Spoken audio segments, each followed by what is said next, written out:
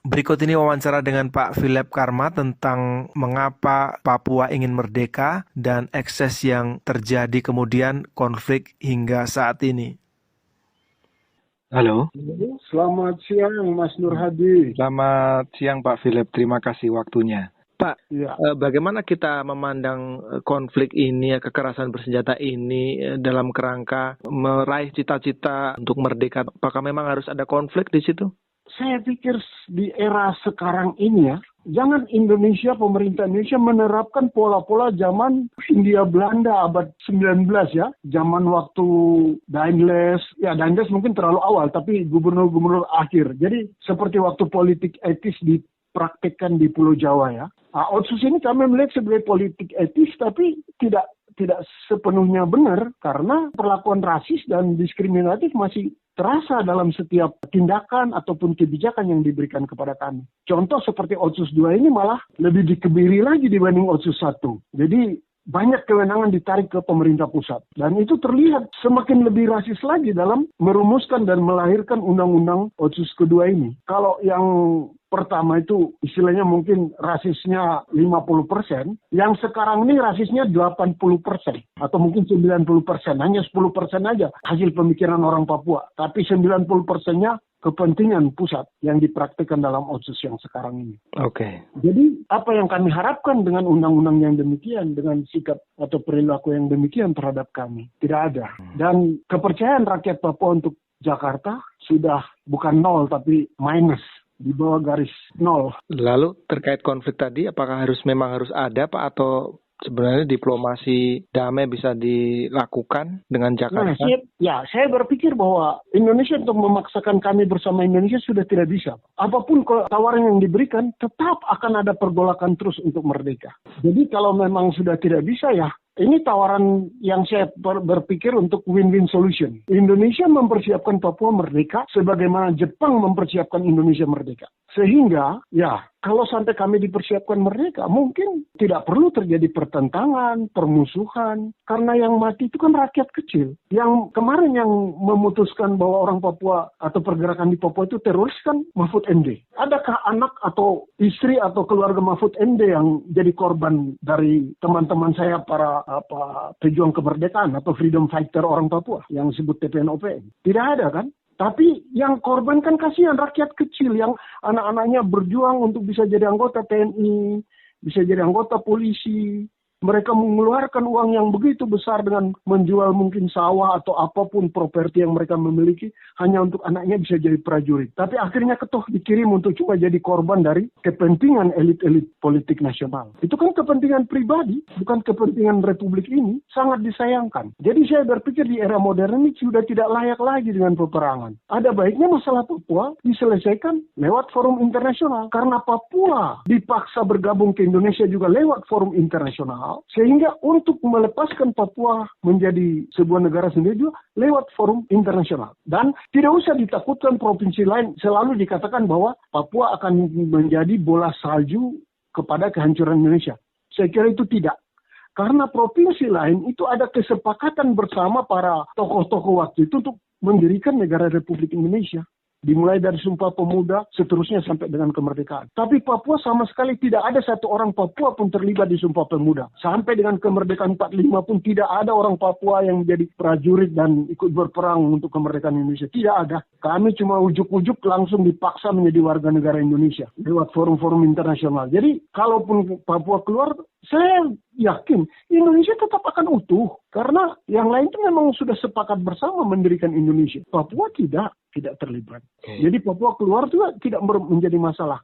Contoh seperti Timur keluar toh tidak ada Indonesia hancur, tidak ada Indonesia pecah. Jadi Provinsi Papua dan Timur memang dipaksa masuk dalam Indonesia, bukan keinginan kami. PPRA itu kan penuh rekayasa. Saya berani bicara begini karena ayah saya juga panitia. Beliau sebagai wakil bupati, beliau duduk dalam panitia untuk memilih anggota Dewan Musyawarah PPRA. Dan beliau cerita kepada saya bahwa itu semua di bawah pengawasan prajurit Kopassus. Waktu itu Kopasanda. Mereka yang memilih siapa orang-orang Papua yang boleh direkrut duduk dalam Dewan Musyawarah PPRA. Yang akan memberikan suara dalam voting waktu PPRA. Jadi bukan murni wakil-wakil yang dipilih oleh rakyat Papua. Itu omong kosong. Tidak ada. Satu-satunya obat apakah merdeka itu, Pak Philip? Jadi bagi saya dengan sekian puluh tahun bersama Indonesia, tapi praktek-praktek rasis dan diskriminatif, kami orang Papua tidak punya masa depan di dalam Republik Indonesia. Jadi kami melihat bahwa kami dirancang untuk dimusnahkan secara lambat ataupun cepat. Sehingga sumber daya alam kami, tanah kami dikuasai oleh saudara-saudara kami bangsa Melayu, maksudnya rakyat Indonesia di luar orang Papua menguasai dan menggunakan itu untuk kepentingan Indonesia. Yeah. Tapi kami tidak terhitung sebagai orang-orang yang dibutuhkan di Republik Indonesia. Menghadapi situasi begini atau pola yang begini adalah lebih baik kami merdeka sendiri. Jadi tidak ada kemungkinan lagi untuk bersatu dengan Indonesia. Dan janji yang datang beruntun 60 tahun tanpa realisasi itu menambah kencang keinginan untuk merdeka itu ya Pak Philip? Ya begini saja Mas, contoh sederhana ya. Saya ingat waktu Otsus pertama itu tahun 2000-an saya 2000 saya ke Jakarta. Itu salah satu deputi menteri, saya bertemu dengan dia, lalu beliau janjikan untuk, dia bilang, percayalah Pak Karma, setelah Otsus nanti orang Papua sejahtera. Saya katakan sama beliau, maaf, saya balik pertanyaannya. Yang paling banyak berkorban Indonesia merdeka adalah rakyat atau suku bangsa mana saya? Kalau mengikuti sejarah Indonesia, saya pikir suku Jawa. Karena kerajaan-kerajaan di Jawa itulah yang kita baca artinya lebih dominan di sejarah Republik Indonesia. Kemudian perjuangan kemerdekaan itu juga lebih dominan cerita-cerita di Pulau Jawa. Yeah. Pahlawan juga paling banyak dari Pulau Jawa. Kemudian setelah merdeka, presiden paling banyak dari suku mana? Suku Jawa. Setiap pembentukan kabinet sejak Indonesia merdeka sampai dengan hari ini, suku terbanyak dalam yang menduduki posisi di kabinet suku mana? Suku Jawa. Lah saya jalan di Jakarta, saya ketemu bahwa di lampu merah, di kolong jembatan, masih ada banyak rakyat dari Pulau Jawa yang sengsara, miskin dan menjadi peminta di lampu merah, tinggal di kolong jembatan, dan di tengah-tengah kota Solo yang besar, kota Jogja, ada orang masih berbahasa Jawa tidak tahu bahasa Indonesia. Wow, saya kaget. Saya yang dari Papua, yang dianggap bodoh, belum tahu apa-apa, kok bisa ketemu ada orang Jawa sendiri yang tidak tahu bahasa Indonesia di tengah kota besar sebesar Solo atau Jogja. Jadi saya berpikir, kalau rakyatnya sendiri di Indonesia, khususnya di Pulau Jawa, itu saja tidak mampu disejahterakan, sedangkan presiden paling banyak suku Jawa, kedudukan di kabinet paling banyak menterinya orang Jawa. Orang Jawanya sendiri masih melarat, terus menjanjikan kesejahteraan untuk orang Papua yang dianggap monyet, itu sebuah fata morgana, nonsense.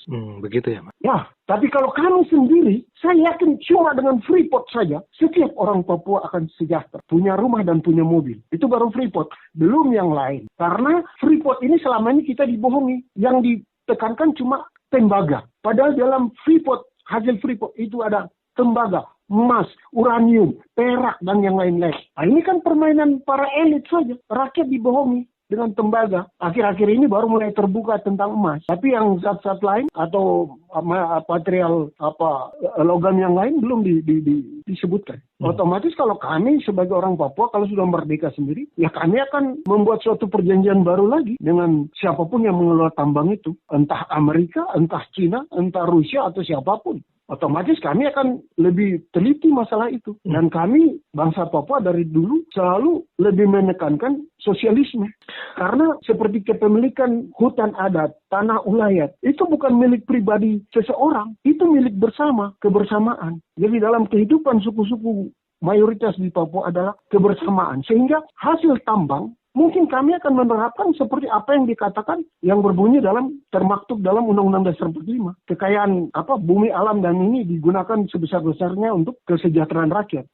Pendengar, Pak Philip Karma, seorang tokoh Papua Merdeka, baru saja memaparkan tentang bagaimana cita-cita gerakan Papua Merdeka itu, dampaknya, dan apa yang akan mereka lakukan seandainya cita-cita itu tercapai. Tentu kita tidak menginginkan bahwa cita-cita itu dibarengi dengan konflik bersenjata yang terus-menerus terjadi dan menjadikan banyak korban jatuh sepanjang bertahun-tahun konflik itu terjadi di sana.